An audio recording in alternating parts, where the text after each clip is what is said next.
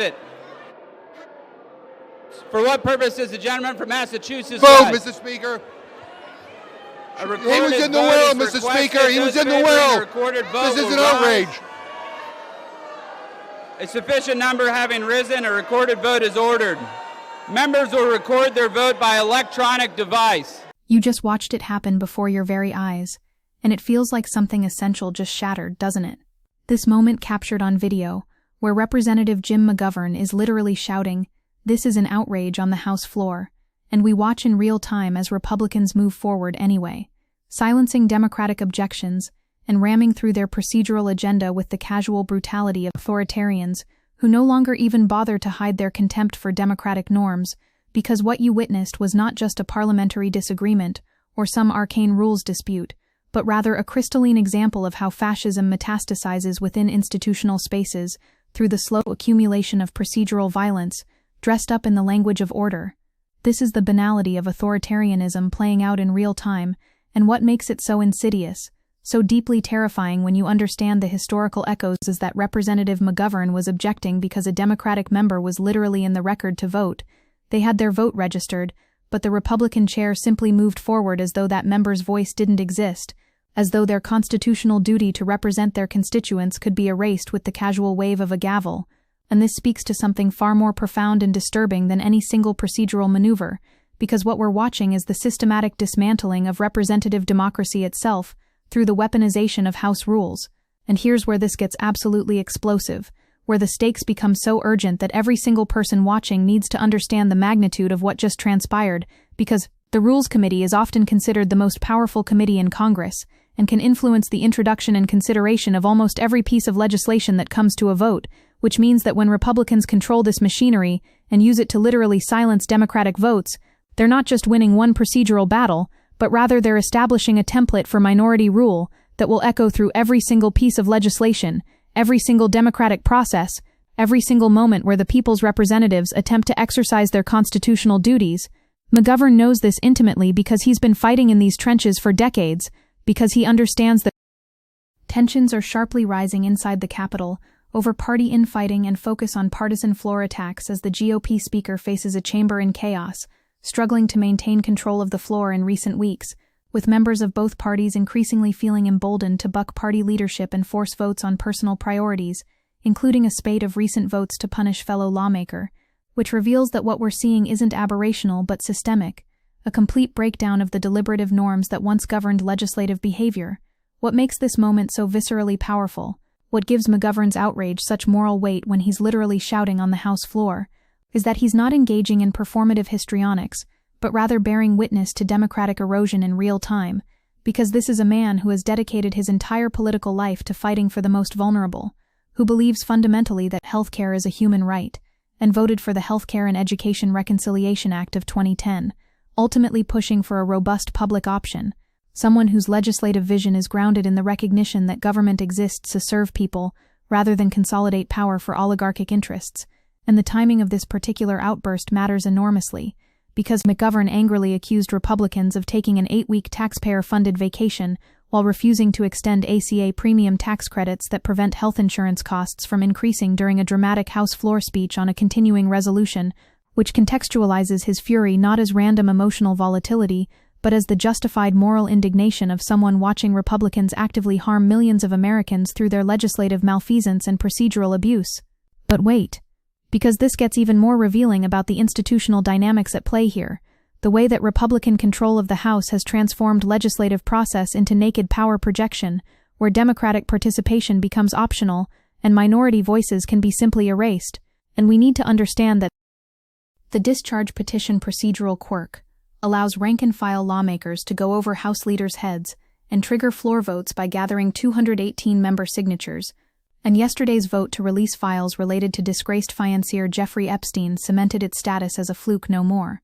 After renegade GOP Rep. Thomas Massie convinced 3 other Republicans to join his effort with all House Democrats, which demonstrates that when normal legislative channels are closed off by authoritarian leadership, when votes can be shut down and voices silenced through procedural manipulation, then desperate measures become necessary, and the institution itself begins to fracture under the weight of accumulated grievances. This is how democracies die, not through dramatic coups necessarily, but through the gradual normalization of silencing dissent, through the accumulation of moments exactly like this one where someone shouts, "This is an outrage," and the machinery of power simply continues grinding forward. The broader context here absolutely devastates any pretense that this is normal political conflict or healthy democratic competition, because what we're witnessing throughout 2025 is a comprehensive assault on democratic participation at every level of government, and extremist legislators across the United States escalated their efforts to dismantle the ballot measure process in 2025 by 95%,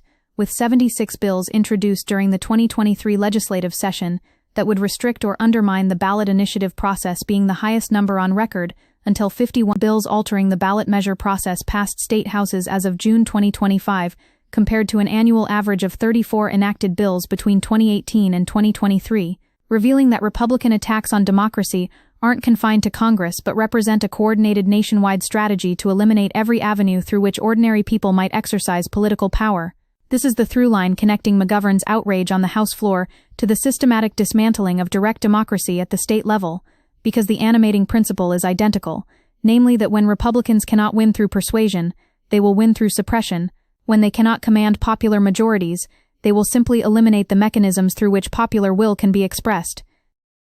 And the sheer audacity of what Republicans are doing here, the brazenness with which they're shutting down democratic participation, becomes even more grotesque when you consider that Democrats, buoyed by Trump's unpopularity and a fired-up base, flipped 21% of all the GOP-held seats that were on the ballot throughout 2025, gaining 25 state Senate and House seats out of 118, which is even stronger than in 2017 when Democrats flipped 20% of all GOP-held legislative seats, securing their largest majority in the Virginia House since the 1980s, and breaking Republican supermajorities in state Senates, demonstrating that Republicans are losing in competitive elections across the country, and responding not by moderating their extremism or building broader coalitions, but rather by doubling down on procedural authoritarianism and democratic suppression. This is minority rule in its purest form, the recognition that you cannot win fairly, so you will eliminate fairness itself. You will shut down votes and silence objections and wield every lever of institutional power to maintain control, even as the electorate decisively rejects your vision.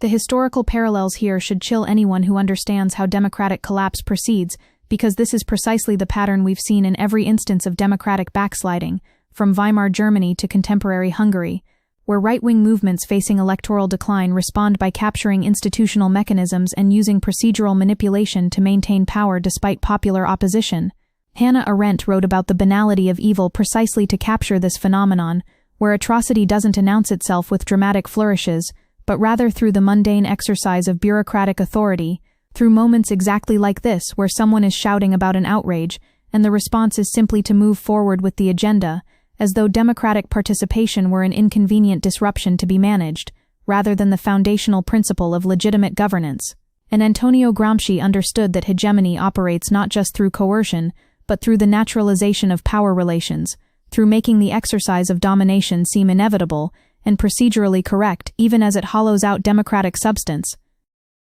What makes McGovern such a compelling figure in this moment of institutional crisis is that his resistance isn't performative but grounded in decades of sustained advocacy for the most marginalized, someone who says that his legislative initiatives such as increased spending on global nutrition and raising taxes on higher income earners originate from the Catholic Church's efforts to serve the poor and draws inspiration from Jesuit values, particularly from his work as a congressional staffer to investigate the 1989 murders of Jesuits in El Salvador, which reveals a political consciousness forged in liberation theology and solidarity with the oppressed rather than in careerism or triangulation. This matters because McGovern understands viscerally that procedural democracy isn't an end in itself, but rather a means to substantive justice, that the mechanisms of representation only matter insofar as they enable the redistribution of power and resources toward those who have been systematically excluded from both. And this is where the contemporary political moment becomes so urgent, so desperately requiring our attention and resistance,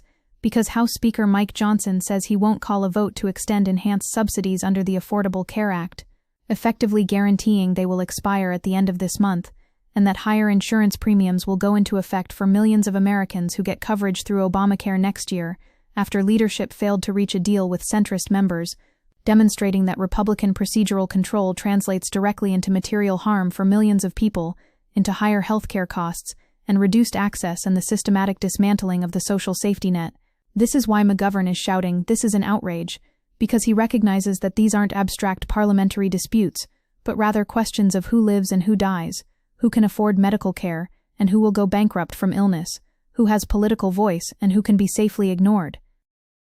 The Republican response to this crisis reveals everything you need to know about their fundamental commitment to democratic values, because rather than engaging with democratic objections on their merits, rather than ensuring that every member's vote is properly counted and recorded,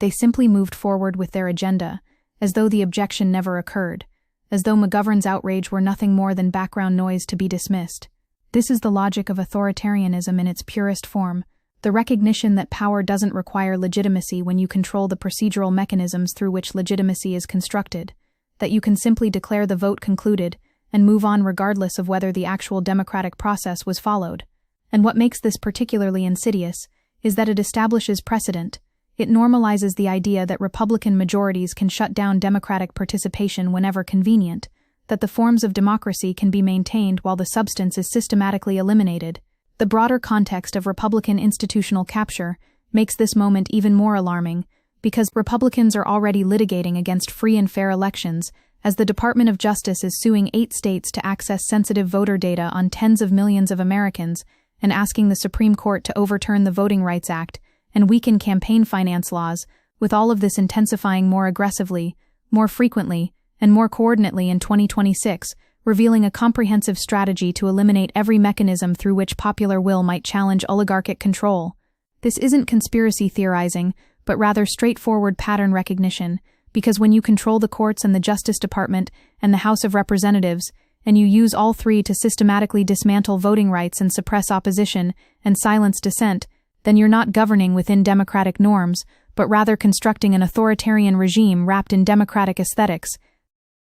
The tragedy here, the element that should mobilize every person who cares about justice and democracy and human flourishing, is that we're watching this happen in real time, with extensive documentation, and yet the institutional mechanisms that might halt democratic collapse have themselves been captured by the forces driving that collapse. McGovern can shout, "This is an outrage," until his voice gives out, but if the Republican chair simply ignores the objection and moves forward, if there's no institutional backstop or accountability mechanism that forces adherence to democratic procedure, then the outrage becomes its own answer. Because of course it's an outrage, but what are you going to do about it, when every avenue for redress has been systematically closed off? This is the bind that defines our political moment, the recognition that Trump and his Republican enablers are engaged in flagrant constitutional violations and democratic sabotage, but the institutions that might check that behavior are either captured by Republicans or rendered impotent through procedural manipulation. And here's the bombshell that should galvanize every progressive activist and organizer and concerned citizen, because what happened on that House floor isn't an isolated incident, but rather a microcosm of the comprehensive assault on democracy unfolding across every level of American government, and the response cannot be mere electoral participation or faith in institutional guardrails that have already been dismantled, but rather sustained mass mobilization and collective resistance. The history of democratic preservation teaches us that rights are never secured through legal mechanisms alone, but through the willingness of ordinary people to make governance impossible for authoritarians, to gum up the machinery of oppression through non-cooperation and civil disobedience, and the creation of alternative power structures. This is the lesson of the civil rights movement, of the labor struggles that won the 8-hour workday and workplace safety protections, of every successful resistance to concentrated power throughout human history. What McGovern understands in this moment, what gives his outrage such moral clarity, is that the House floor was at a standstill for more than an hour after Republicans objected to him describing Trump's various legal cases, with McGovern asking whether it was unparliamentary to state a fact, after saying we have a presumptive nominee for president facing 88 felony counts, and we're being prevented from even acknowledging it, revealing that Republican control of the House has transformed it into a space where factual reality itself becomes impermissible if it threatens the party's narrative. This is Orwellian in the most literal sense. The insistence that what you can see with your own eyes cannot be acknowledged because acknowledging it would undermine power, and McGovern's persistent willingness to violate these authoritarian speech codes, even at the cost of procedural sanction, demonstrates the kind of courage required in this political moment. The intersectionality of these attacks matters enormously because the same Republican majority that Shutting down Democratic votes on the House floor is simultaneously dismantling healthcare access and voting rights and environmental protections and labor organizing and every single mechanism through which ordinary people might challenge oligarchic control. And this isn't coincidental, but reflects a coherent ideological project grounded in the conviction that democracy itself is the enemy. This is what contemporary political theorists call illiberal democracy, or competitive authoritarianism, systems that maintain the aesthetic trappings of democratic governance while systematically eliminating its substantive content, and the Republican Party has become the institutional vehicle for this transformation within the American context. They understand that you can have elections without democracy if you control who can vote and how votes are counted, and what information voters can access, and how political organization is regulated, and they're methodically constructing that system before our eyes. The urgency of this moment cannot be overstated, because we're watching the normalization of procedural authoritarianism happen in real time. Watching moments like McGovern shouting "This is an outrage" become routine occurrences that generate brief social media attention and then disappear into the news cycle without meaningful institutional response.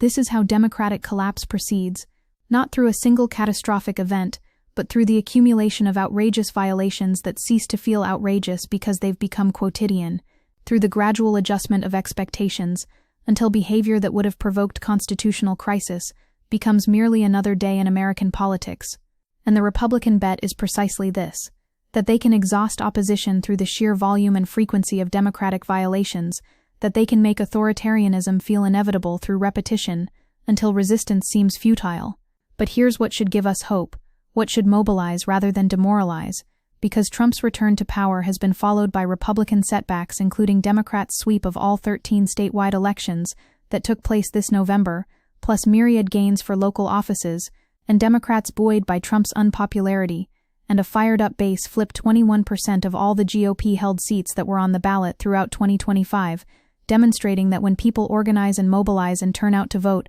they can overcome even systematic structural disadvantages. The Republican response to these losses, their turn toward even more aggressive procedural authoritarianism and democratic suppression, reveals their fundamental weakness, because parties confident in their popular support don't need to shut down opposition votes or suppress ballot access or manipulate redistricting. They're losing the battle for hearts and minds, and responding by trying to eliminate hearts and minds from the political equation entirely.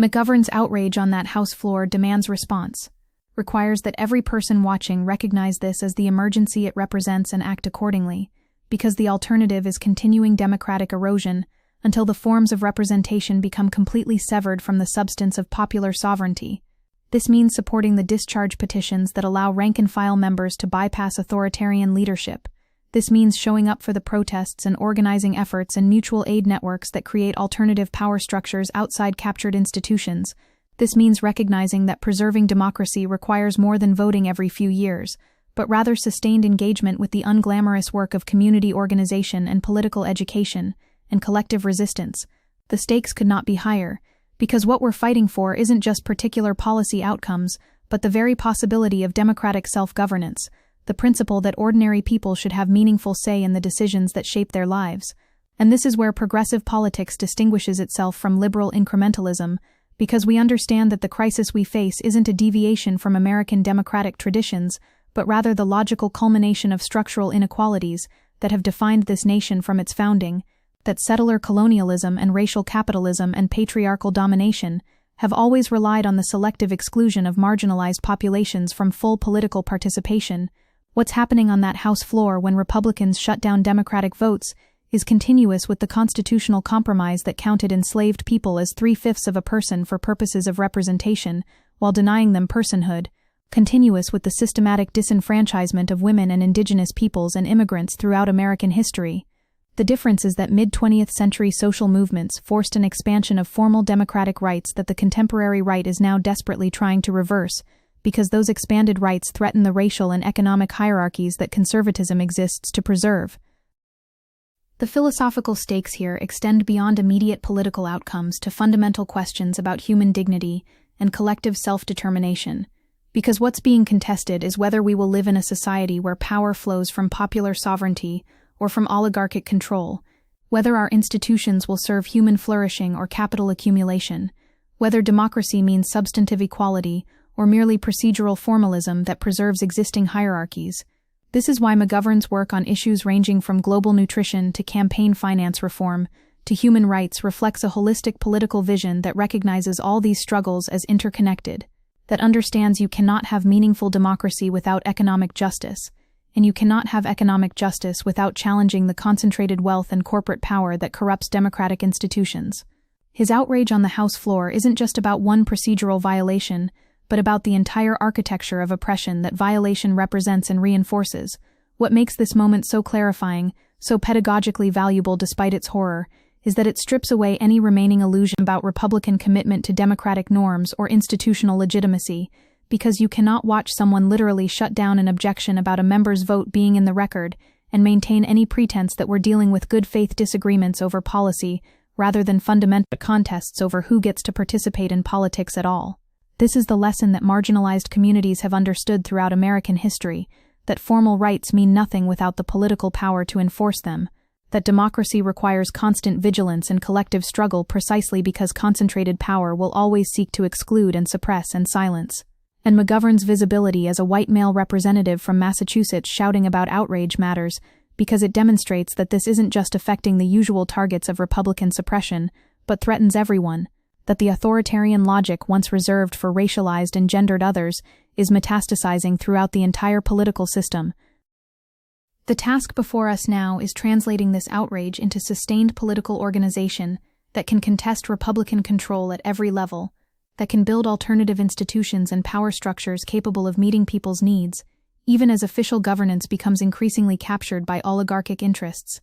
This means supporting progressive candidates in primaries who will fight with McGovern's moral clarity, rather than retreating into defensive crouch. This means building labor unions and tenant organizations and mutual aid networks that give people collective power outside electoral politics. This means engaging in direct action and civil disobedience when legal channels have been foreclosed. The history of successful social movements teaches us that change never comes from appealing to the better angels of those in power, but rather from making the status quo untenable, through organized resistance, from building movements powerful enough that elites must negotiate rather than simply imposing their will. And so we return to that moment on the House floor, to McGovern shouting this is an outrage as Republicans move forward anyway,